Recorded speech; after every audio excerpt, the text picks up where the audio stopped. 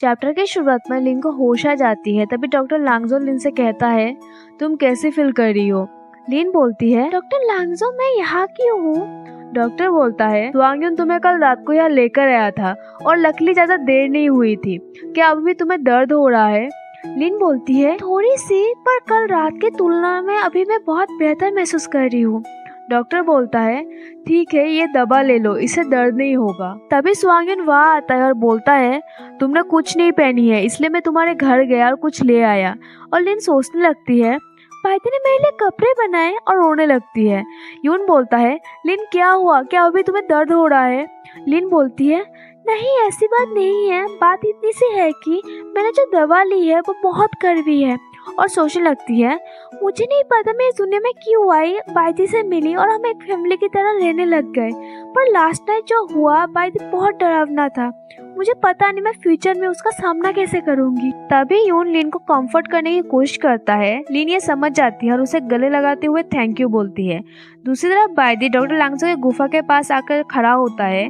Doctor लांगजो उसे देखकर बोलता है, तुम यहाँ क्या कर रहे हो? बाइदी बोलता है, क्या लिन बेहतर हो गई है? डॉक्टर बोलता है, वो अभी जाग गई है, उसे डराओ मत। ये बहुत बुरा होगा अगर वो डर गई और उसका घाव फिर से खुल गया। बाइदी को कल रात का सीन याद आता है जब यून ने बाइदी को कहा था कि लिन उसके साथ कितनी अच्छी है, तो वो उसके ऐसे कैसे कर सकता है। इसके लिए यून वास्तव में उसे मारना चाहता है। बाइदी भी मन ही मन बोलता है, मैं भी उस क्रूर काम के वजह से खुद को मारना चाहता हूँ। वो डॉक्टर को बोलता है, प्लीज लिन को ये बोलना। पर हमें ये नहीं बताया जाता कि बाइदी ने उसे क्या बोलने को बोला है। ये हमें बाद में पता चलेगा। 5 दिन बाद लिन ठीक हो गई थी और वो डॉक्टर को बोलती है, डॉक्टर लांगजो मैं ठीक हो गई हूँ और मैं वापस जा सकती हूँ। डॉक्टर बोलता है, क्या तुम सचमुच कुछ दिन और नहीं रुकना चाहती? लिन बोलती है, मैं ठीक हूँ, मुझे वापस जाना है। लिन वहाँ से जाती हुई बोलती है, इन दिनों मेरे ध्यान रखने के लिए थैंक यू। और सोचती है, बाइदी अभी तक नहीं आया, लेकिन मैं उससे बच नहीं सकती। मुझे उसके साथ हमारे रिश्ते के बारे में क्लियर करना है। लीन अपने गुफा के दरवाजे के पास आकर दरवाजा खोलती है और मैं आगे ही बोलती है। वो देखती है ब्लैंकेट ठीक कर दिया गया है और सीलिंग वेजिटेबल और ड्राई मिर्च से भरा है, लेकिन वहाँ बाइदी नहीं था। हमें थोड़ी समय बाद का सीन दिखाया जाता है जहाँ लिन खाना बनाती हुई सोच रही थी, खैर मैं यहाँ बाइदी का इंतजार करूंगी और इस बीच हमारे फ्यूचर के बारे में सोचूंगी। बाइदी मेरे साथ बहुत अच्छा व्यवहार करता है और मैं उससे बहुत प्यार करती हूँ और उसका मेट बन के उसके साथ एक नॉर्मल लाइफ जीना चाहती हूँ, पर उसके साथ वो करना भयानक है। उसका साइज सचमुच मुझे फिट नहीं बैठता। अगर इस प्रॉब्लम का कोई सोल्यूशन नहीं हो सकता तो शायद मैं बस यही चाहूंगी बाइदी को दूसरे साथी मिल जाए। और जहाँ तक मेरी बात है, शायद हम एक परिवार की तरह नहीं भाई बहन की तरह रह सकते हैं। नहीं, मैं इस तरह सोचकर उसके साथ सेल्फिश हो रही हूँ। सो एनोइंग, मैं क्या करूँ? पर उस दिन शाम तक बाइदी वापस नहीं आता। लिन मन ही मन बोलती है, बाइदी अभी तक क्यों नहीं आया? अंधेरा हो रहा है। लिन यून के कमरे के पास जाकर उसे बुलाती है। यून बाहर आकर बोलता है, लिन क्या तुम्हें अभी बेहतर महसूस हो रही है? लिन बोलती है, हाँ थैंक यू, मुझे बहुत अच्छी लग रही है। अरे क्या तुम जानते हो बाइदी कहाँ है?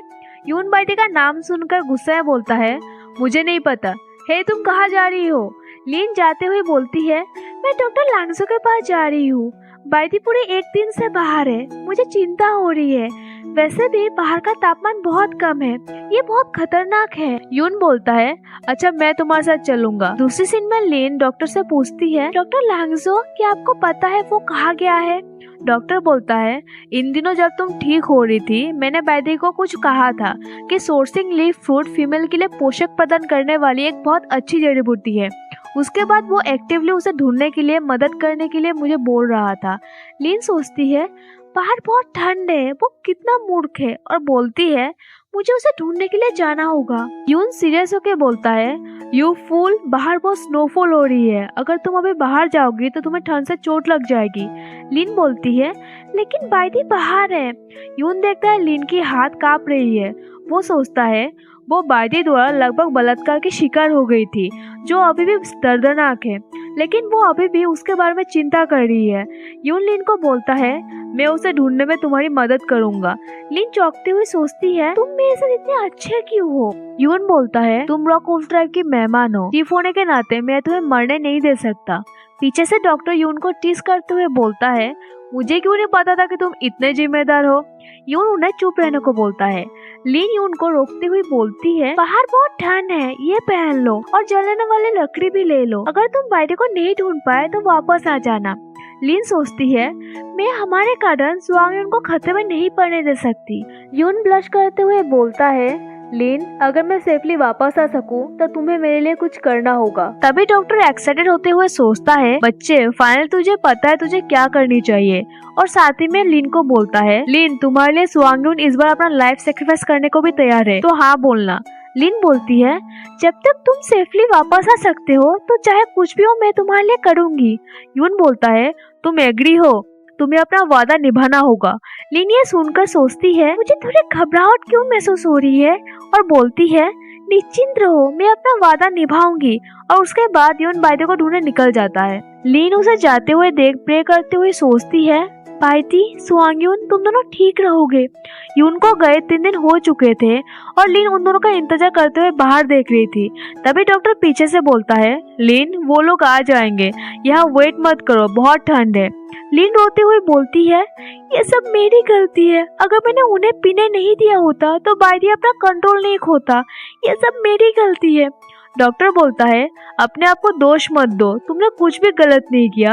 लीन बोलती है, स्वांग यून ने सही कहा था, मैं मूर्ख और बेकार हूँ, मैं कुछ भी नहीं कर सकती, उन्हें मेरे लिए अपनी जान जोखिम में नहीं डालनी चाहिए थी। डॉक्टर बोलता है, इसे गलत मत समझो, स्वांग यून अक्सर ऐसी बात कह देता है जो उसका मतलब नहीं होता। उसने कहा कि वो तुमसे नफरत करता है, लेकिन वास्तव में वो तुम्हारा मेड बनना चाहता है। लीन चौंकती हुई बोलती है, क्या मेरी मेड बनने के लिए? ये इम्पॉसिबल है, क्या वो फीमेल से नफरत नहीं करता? डॉक्टर कहता है, उसके पास इसके लिए एक कारण है। स्वांग यून की माँ उल्ट्राइब में सबसे सुंदर फीमेल थी और उसके कई मेट्स थे। स्वांग यून के पिता भी उनमें से एक था। ये जानते हुए कि उनके साथी को फायर ड्रैगन पक्षी के अंडे खाना पसंद है, उसने उन्हें खोजने के लिए अपनी जान जोखिम में डाल दी। लेकिन अनलकीली एक ओल्ड फायर ड्रैगन पक्षी ने उसे बुरी तरीके से घायल कर दिया। इस कारण फीमेल ने सोचा कि वो बेकार है, उसने उसे निर्दयता पूर्वक त्याग दिया। स्वांग यून के पिता को बहुत दुख हुआ और वो संभाल नहीं पाया और मर गए। लीन शॉक्ड होकर बोलती है, स्वांग यून के पिता ने जीना क्यों छोड़ दिया फीमेल द्वारा त्यागे जाने पर? डॉक्टर बोलता है, प्रत्येक मेल ऑक्स अपने जीवन में बस एक ही फीमेल को अपना मेट बना सकता है। जिसे अपने फीमेल द्वारा त्याग दिया गया है उसे मेल कन्वर्ट द्वारा पनिश किया जाता है पेनफुली। लीन सोचती है, मैंने सोचा था कि संभोग करना शादी करना जैसा है, लेकिन इस दुनिया में एक मेल ऑक्स को मार दिए जाने से कोई फर्क नहीं पड़ता। डॉक्टर अपना बात कंटिन्यू करते हुए बोलता है, इससे बुरी बात यह है कि स्वांग यून के पिता के मृत्यु के बाद उनका रूप सिल्वरी फ्रॉस्ट व्हाइट वुल्फ में बदल गया था। ये एक प्रकार का रेयर म्यूटेड फ्रॉस्ट वुल्फ है और जिस फीमेल ने उसे छोड़ दिया था उसने दूसरे से उसे छीनने के लिए कहा। ये देखकर कि उसकी माँ दूसरे मेल से उसके पिता की खाल उतारने के लिए कह रही है, स्वांग यून ने उन्हें रोकने की पूरी कोशिश की।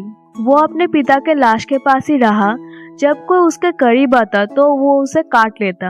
बाद में उसके पिता का फर सड़ गया, जिससे उसकी माँ को ये विचार छोड़ना पड़ा।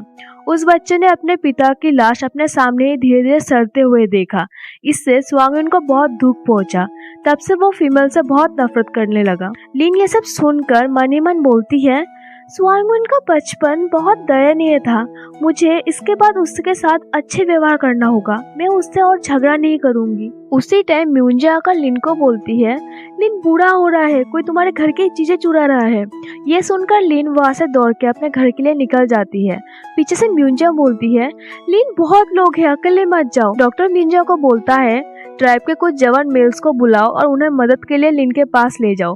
म्यूंजा हाँ बोलकर वहाँ से निकल जाती है। दूसरी तरफ लिन अपने कमरे में देखती है कुछ मेल्स वहाँ से खाना चुरा रहे हैं। लिन बोलती है, तुम लोग मेरे घर में क्या कर रहे हो, ये सब नीचे रखो, तुम लोगों ने सुना नहीं, नीचे रखो।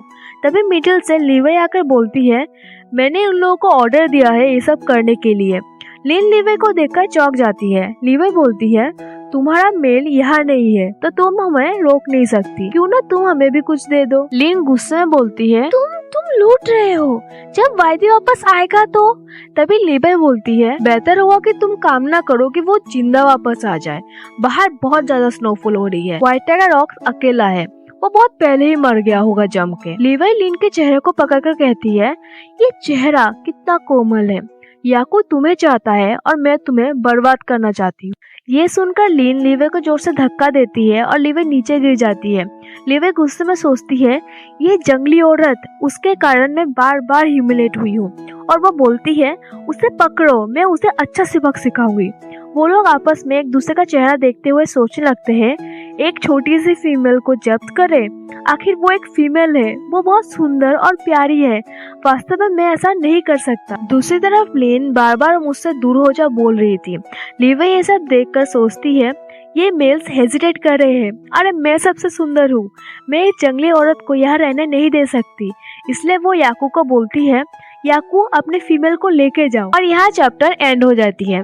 अगर आपको ये वीडियो पसंद आए तो प्लीज वीडियो को लाइक एंड कमेंट जरूर करना एंड चैनल को जरूर से सब्सक्राइब कर देना। तो चलिए नेक्स्ट वीडियो में मिलते हैं, बाय बाय।